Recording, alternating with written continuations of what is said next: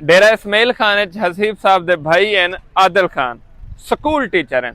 असा उन्हें को आखे यार तो अपना स्टोर बना, वो अपना स्टोर बढ़ाए।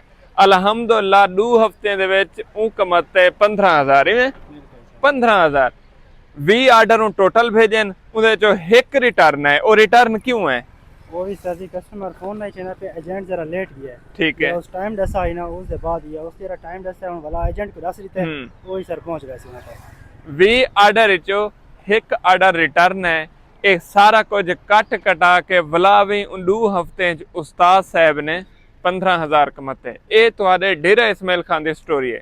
शहीन पब्लिक स्कूल वैसो पे आदिल खान साहब उधर बैठे, उन्हें कने पूछ गई सो डेरे वाले को आधा पिया भी क्या ये गाल सच है कूड़ है। ये देखना है उन्हें दा कुरियर अकाउंट दिखाए। हुण अज उन्हें वाला मेरे को नवा आर्डर दिते कि हुण मेरे को तुसा 50 यूनिट भेजो। ये 50 यूनिट 2 हफ्ते सेल थी वैसी, अगला 100 यूनिट का आर्डर आसी, वाला 200 का आसी, इंशाल्लाह 1000 यूनिट का आसी।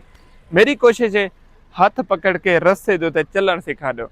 अगो अगले बंदे की मर्जी है, धरोकर मारे, टुरदा रहे, रिड़दा रहे, बांबड़े खावे, गीसियां करे, उनकी मर्जी। साडा काम है वसेब झंझा झंडा चाती वदे रहो, अगही देंदे वदे रहो, काम दा मशवरा देती रहो। और साको हिक्को काम आंदे क्या? ऑनलाइन काम करो। ऑनलाइन काम करो, बिया क्या करो? लैपटॉप चाहो तो इस्लामाबाद, लैपटॉप चाहो इस्लामाबाद आओ, देरे आले।